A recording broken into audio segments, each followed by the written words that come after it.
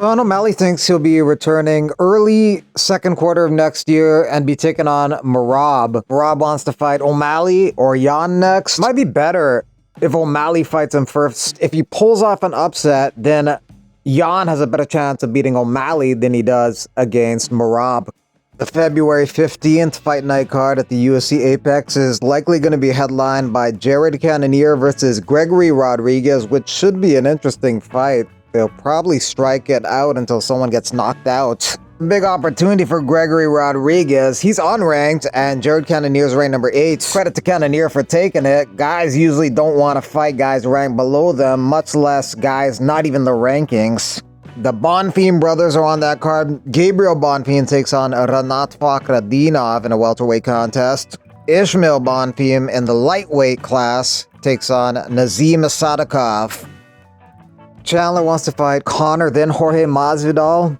Masvidal's manager says Masvidal's down to fight Chandler. Hey, you know Connor is not coming back, but Jorge said he will fight you, so call your boss, champ. It's actually good advice. The Connor fight, that ship sailed a couple years back. The Masvidal fight would be a big fight for Chandler, and he's kind of lucky that he's getting big opportunities like this still. He has 1 win and 4 losses in his last 5 fights. If Masvidal's willing to fight him, he should take it.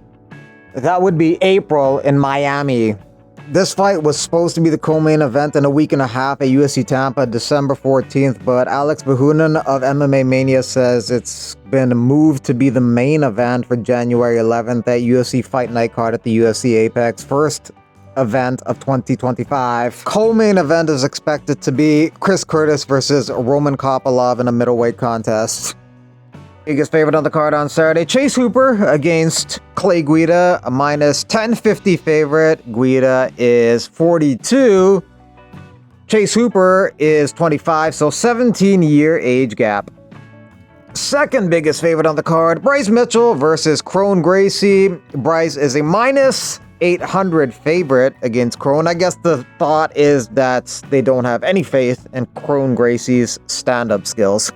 Kron Gracie admits it was a stupid decision to fight with only 1 tool against Charles Jourdain. Kron could definitely make a lot of improvements as a fighter. He just barely fights, so he never really picks up any steam or gains any momentum. This is his 3rd fight in 5 years. He's had a total of 7 fights over the course of 10 years.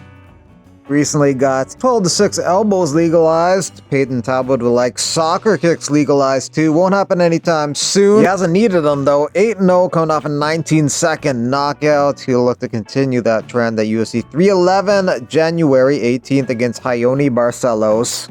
Hacha says he's not interested in fighting Topuria because he's in a different weight class. If I beat him, what will that do for me? He's not wrong though, because sometimes people bring up that he only has 1 title defense against a lightweight in Dustin Poirier. The other 2 were against a featherweight coming up in Alex Volkanovski. However, he has aspirations of going up and winning a 2nd belt, but then again, maybe the champion in the weight class above has his mentality too. Why am I going to fight a 155er? What's it going to do for me? Saudis want to do John Jones versus Francis Ngannou, but Dana White says it's absolutely not true that that would happen. John versus Tom. Colby Covington training with 1 championships Roberto Soldic, who's also a former 2-division champion in KSW. Juliana Pena had 6 test sessions with Drug Free Sport International this year. Her next opponent, Kayla Harrison, had 12, now 13.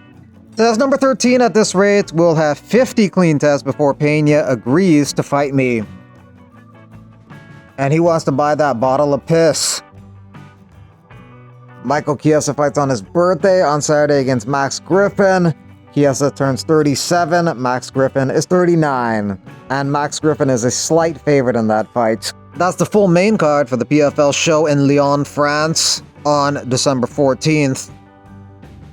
Justin Tafa signs a new multi-fight deal with the UFC. He's coming off a loss to Carl Williams. Regarding Shavkat having 5 fights in 4 years, Joaquin Buckley says, crazy, I'm on my 15th fight and I've only been signed 4 years with the UFC. None of these welterweights are built like me.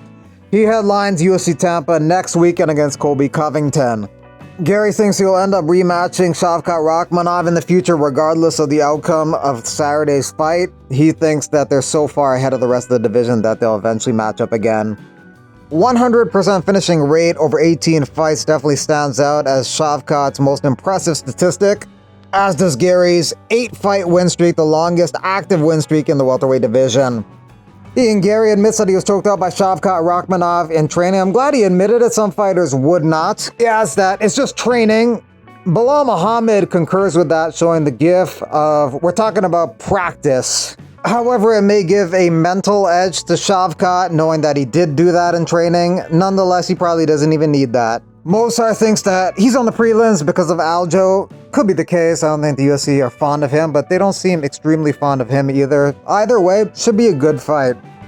Aljo Sterling picking Ian Garry to win the fight. I lean towards Ian Garry in this one. I think he has really good control, management of distance. I think he might outpoint him. As long as it stays on the feet, he could be right.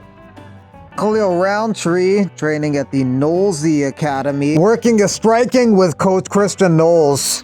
Roundtree is ranked number 6. The two guys ahead of him are possible opponents, Jan Blachowicz and Alexander Rakic. Adam Fugit tells me he's excited to go back to Seattle for this one. I'm going back to where this journey basically started and where I competed a lot in the beginning of my Muay Thai journey. Excited to be going back home, fighting in my backyard. Juliana Martinez tells me she's fighting in March. She won a UFC Contender Series fight, but didn't get a UFC contract because Dana White says she's too young at 20 years old. One Championship adds another bout to their One Friday Night's 91 card on Friday, December 13th, a strawweight Muay Thai fight. Nico Carrillo looking to become the first Scottish champion in the organization at 170 on Friday, January 24th. Gavin Tucker was supposed to fight Jack Jenkins in the UFC in August, but he pulled out. He was asked, are you fighting again or hanging it up? He says, just waiting to get off house arrest. In the meantime, he's coaching fighters like Abdelaziz. Is that Noah? No. Who's fighting February 1st at the Moncton Coliseum. With the pre-sale going on for UFC 311 January 18th, they might be announcing the main event Friday or Saturday. Former UFC fighter Emily Whitmire will be competing in Power Slap on Friday. She had 2 fights on The Ultimate Fighter and she had 6 fights in the UFC.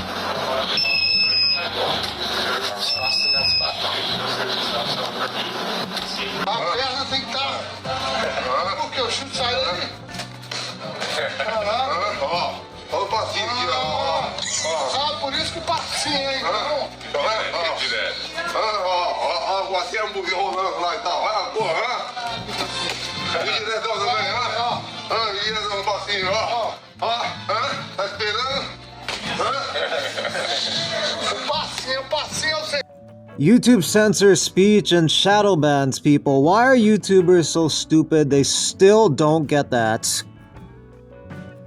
It can definitely be frustrating when it feels like platforms aren't as transparent or fair as we'd like.